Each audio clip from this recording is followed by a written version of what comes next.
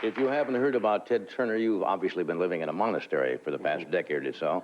Hardly a week goes by or a day where you don't read about him in a magazine or a newspaper, or he's on television. He's got CNN in the United States, Australia, Europe, Japan, and Central America. He's got WTBS, the superstation out of Atlanta. He's just taken over MGM. He owns the Atlanta Braves, the Atlantic Hawks. He won the America's Cup. Now he's doing the Goodwill Games in Russia, which kind of rivals the Olympics. How he got the time to come here tonight, I don't know. Would you welcome Mr. Ted Turner?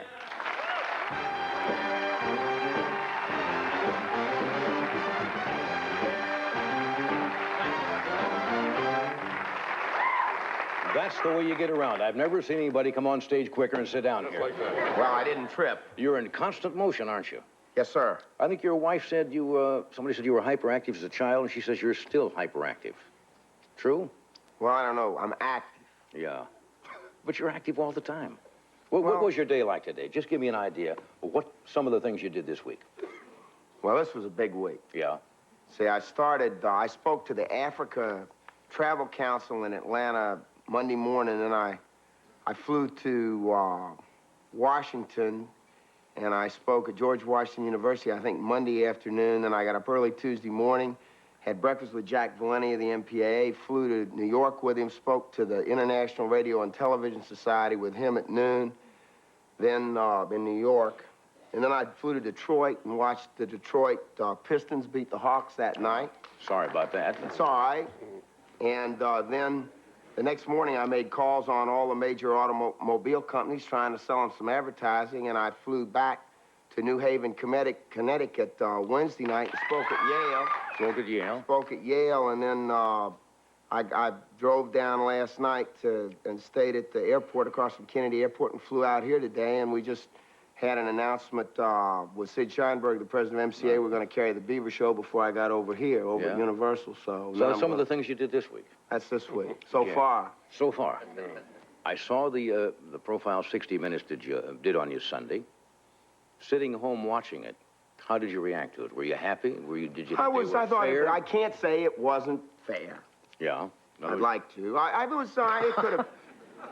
Considering I think if they had made it as favorable as I think it should have been, they probably would have gotten fired by Mr. Wyman. They took their chance. They took their chance with their jobs as it was anyway. Yeah. I'm not going to complain about it. Yeah. You, one time, about less than a year ago, were attempting to take over CBS, right? To purchase CBS. True. Which is a publicly held corporation, I guess, with many, many thousands of stockholders. And what were you going to try to raise to buy that? I mean... I can't remember. I think it was about 100, I think we offered $175 a share. It was around $5 billion. Billion. Well, we raised $1 billion, I think we raised about $1.5 billion to buy MGM. So, you know, it's just 3 times as much. Yeah.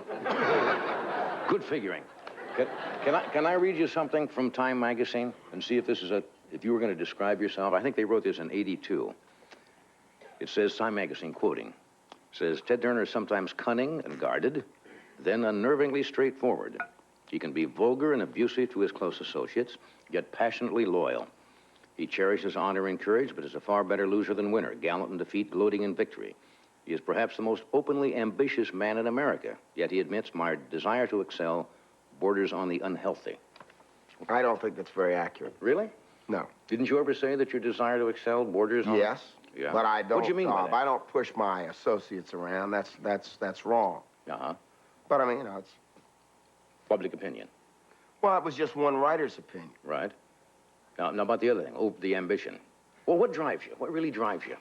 Well, most people in your position, you're in your middle 40s, I guess, something like that. Late 40s. Late 40s, okay. it's all right, Ted. It's not downhill, you know, from that on. There is hope. A lot of people at your age will say you're very successful. You've got all these things going. A lot of people say, "Okay, that's fine. We're gonna take it easy." But you have this drive, obviously, and it intrigues me. Well, my father and my schools told me that you're living in America. You might as well go as far as you can. You know, right. Like Dale Murphy has in baseball, like you have in late night television. You might as well make as much out of your life as you possibly can. Do as much as you can. I mean, that's all I've tried to do. Yeah, and you have all these varied interests, right? Yes, sir. Now, your father had a big influence on your life, because I've read your biography, and he passed away relatively young for a Yes, man. sir. He had a great influence. Was it the discipline, the idea that you wanted to please him? I think you said in one of your Well, I mean, articles he had that a, you you know, felt I that think he wasn't around long everybody, enough. everybody who knows their father and is close to their father, their father has a big influence on them. My mother did too, so did my schools, my teachers, and just the whole American competitive free enterprise system and freedom. It all had a big influence on me. Yeah. We're products of our environment. Yeah. Now, you mentioned about network television. One of the things they quoted on, I think, 60 Minutes. You've said yourself, you've made some statements sometimes. Some rather outrageous statements. Yeah, that was the word, outrageous. You had once said, now, correct me if I get this out of context, you thought the presidents of the network Should be shot for should be treason. shot for treason. Well, I think, well, you want me to Sure, let's follow up on that. follow up on that? Because that 60 Minutes piece was edited. You know, you do that. This is a great thing about this because we're... Now, we don't edit live. now. Whatever. Oh, I know. Okay. Well, first of all, I think all the... I don't know how many tens of thousands of murders the average child sees on television before they enter the 6th grade, but it's literally tens of thousands of murders. And I think the dramatic rise in violent crime and just crime in general in our society in the last 20 years, I think the incidence of crime is up 400% in the last 20 years. And I've got to put the major blame on the violence on television and in the motion pictures, because that's really the only thing that's changed. People are still the same as they were 20 years Yeah, ago. but what evidence do you have to support that? That the fact that there is violent the movies... psychologists and the doctors, you know, it's, well, like I said, we're products of our environment. Right. And when we were kids, I went to the movies on Saturday morning, one day a week. Right. I saw Tom Mix and Lash LaRue shoot it up. I like Buck hours. Jones myself. Right, Yeah. for 2 hours. But it was only 2 hours a week. Right.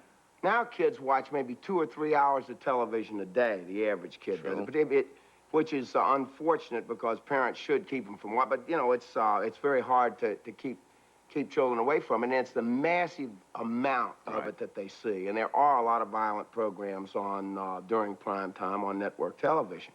And a lot of kids see those shows. Right. They shouldn't be seeing them, in my opinion. I mean, it's too much murder, too much crime, too much sleaze. That's what I was basically talking about. I think it's been a very, very serious drag on our country and on our society and on our young people. Yeah. But do you think Leave It to Beaver Yes. is Fine. is a better... MCA is producing a continuation of it. There's no question about that. Leave It to Beaver is a good show for children to see, or the Brady Bunch or Andy Griffiths. There's millions of them compared to, say, Miami Vice. Yeah. Do you think Miami Vice is too violent? I tell you, I've never watched Miami Vice. Not one time I've ever Well, then how watched do you it. know it's too violent? People tell me that. Oh, come on now, Ted. That's not fair. Well, I don't know whether it's fair or not. I have 3 networks. Yeah. You know, and I don't have time to watch the programming on my own networks. I want to make sure that my stuff is straight. Yeah. But I have Bob Wessler, former president of CBS, working for me, and he watches them all. And I have my wife who watches them all, and I have my kids who are teenagers that watch them. What do your kids think of Miami Vice? They I'm think not it's too sticking up for violent, too. You've got to remember, I I'm have not a good sticking up for Miami. dialogue with I'm my not kids. sticking up for Miami I Vice because understand. it's I've on never this seen network. it, so I can't consider Yeah. myself an expert on Right. it. But I understand it's a very catchy. They use MTV type. And I criticize MTV, too. Those music videos, a lot of them are too violent, where the kids push their parents out the window, you know what I mean, and on a high rise. I don't think that's... Yeah, I think that, you know, that's not good. Okay. Let me take a break here. We'll cut away for a commercial. We'll come back. Okay, stay with us.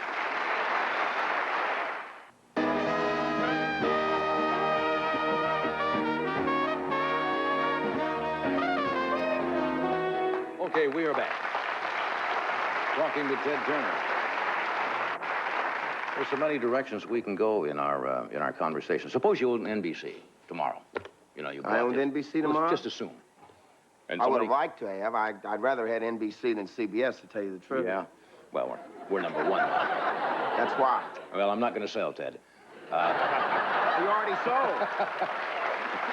Sold to GE. You got it. We're working for General Electric. What would you put on at 8 o'clock now? What kind of shows do you watch when you get a chance to watch television? Now, you probably never get to see Well, our I show, sure but- would. I've seen The Cosby Show. Yeah, good show. I'd certainly carry that. I think it's a terrific show, and I'm glad to see that the ratings of it are good. And what's the show that comes after it? Family Ties, I believe. That's a is on good that show. film. Was Good it show. Cheers? Cheers is a good show. I mean, I've run shows like that. Yeah, there are good shows. That's right. Those shows are good. I don't know what else you got on. You know, 8 o'clock was supposed to be the family viewing hour. I always liked Little House on the Prairie. That was a show that ran on NBC. Walton's. But I wouldn't have any trouble with something like of an older show like Star Trek or Perry Mason. Your show. I mean, Yeah. your show's terrific. I mean, it runs late at night, but it's a fine show. Oh, thanks. Well, it's nice to hear. Now, you want to be in, you'd like to produce movies yourself, wouldn't you? You're going to put up a whole complex, I understand, Atlanta, that you want Well, really, we just bought MGM. We owe a lot of money. We're trying to decide how to pay our debt down and try and still stay in the movie business. That's Yeah. what we'd like to do. What is money to you? Is it just a tool? Is money important itself, just to have money? No, it's, you know, I used to be a Rotarian, and my father was one, and their motto is, he profits most who serves the best. My life was sailing and everything. My life is an adventure. But I'm also a businessman. You have to make money in order to stay in business, and Right. if you'd have bigger profits, you can make more acquisitions and grow. So that's basically my interest in making money. You've got to make money to stay in business. You know, suppose you got a network and you're running, say, nice family shows where there's the Brady Bunch or so forth, and the other networks are killing you With violent with action programs. adventure shows. What do you do? Well, you have to stay in business. So what you'd have to do is you have to do a balancing act. Yeah. You have to do a balancing act, and what I would constantly try and do, as long as I'm alive, we underwrite Captain Cousteau, Audubon, Portrait of America. We do a lot of real good programming, very high type. What I'd always try and do is move the shows away from violence as much as I could, and make the stars, the people, the central characters, the kind you'd like your children to grow up and be like. You know, that's the way I'd try and do it. But I'd do what I had to survive. Yeah. But I'd always be pushing the other way. I think the people that run the networks, at least a few years back, cared mainly about the ratings. They would get them at virtually any cost. Yeah. You know, and they weren't really concerned about you know, the damaging effect of the programs. Right. Some of them. No, you have a lot of concerns, and I get the feeling you would like to change a lot of things in the world, and God knows there are a lot of things wrong with it. People must have come to you and said, Ted, why don't we run you for public office? Well, some people have, but I think right now we've got a lot of fine people running for public office. We've got a lot of fine people that can do that. I think that I can make a greater contribution to our society and our planet at the current time by trying to steer the media in the right direction, or at least do my part with my piece of the media to blaze a trail in the proper way. A lot of people said when you first started out and wanted to put Atlanta, make the superstation and form CNN, it wouldn't work, right? You said it's not going to work at all because you're up against the three major networks, and it's worked. Yes, sir. Yeah. Was there any time you were going to back down and say maybe they're right? Or do you like the idea of somebody telling you, Ted Turner, you can't do this, and that's the very reason that you got to prove them wrong? No, I wasn't. I just, you know, I read about satellite technology, and it seemed like a good idea to broadcast to the whole continent from the satellite. I just, you know, gave it a shot, gave it a try. We got a permit from the government. I asked them. They said it was okay. Yeah. I mean, I just, well, I had nothing to lose, you know. Give it a shot. I don't think it was a big risk. I said, well, you took a big risk. I didn't think it was a big risk at all. Yeah. All they could do is we could go back, like, remember in Cinderella, at midnight, you know, the coach turned back into Pumpkin. All I would have done, if it hadn't worked, it would have gone off the satellite, and I went back to my little Atlanta station. Yeah. Now, the sports thing has worked out for you. You enjoy that. Yes, sir. You go to most of the games when you can? Well, I go to all I can. You tell them what to do? Do you ever go out and suggest to the manager that maybe you should do this I and this? have done that. I was the manager one day, but lately, since I got CNN... For one day you were the manager? I intended to be manager for longer, maybe a week, but... What happened? The commissioner ordered me back into the stands. Uh-huh. He passed a new rule. There was no rule because, but that was a long time ago. But I'm too busy to run the ball clubs.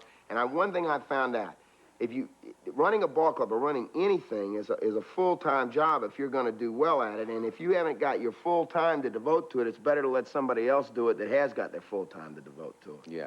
What do you see Ted Turner doing 10, 15 years from now?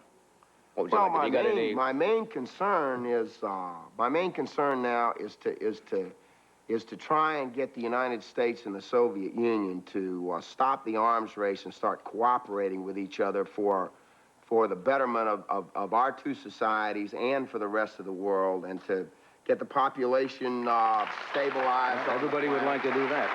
And preserve our environment. Those are the things that we need to do in order to live on this planet for a long time. At the current course of action that humanity's following, we're very much an endangered species at the present That's probably time. true. I get the feeling you're a romanticist sometimes. Oh, absolutely. Aren't Sure. Yeah. I mean, I love the old movies, Robin Hood and Gone with Yeah. the Wind and so forth. you? Yeah, you are a romantic, aren't you? Sure. Now, how about your home life? How much time do you get to spend My at wife's home? right up there Is in the she? stands. Yeah? I got 5 kids. I love them. My oldest son is working in our bureau in Moscow, in the news bureau over there. And my oldest daughter this summer is going to go to work for Greenpeace in London. Good organization. That's her job. I mean, we're all very idealistic. The other 3 are still in school. Yeah. So where do you go from here now? Well, I'm going out to dinner. That's fair enough. Hey, tell you what, you're a fascinating gentleman. Johnny, thanks a lot. That's a big thing for today. You're a fascinating guy, Ted. It's nice to have you here, and come back and talk with us again sometime, will you? Okay, be happy to. Enjoyed it very much. you. Thank you, Ted. Okay, we'll take a break. We'll be right back.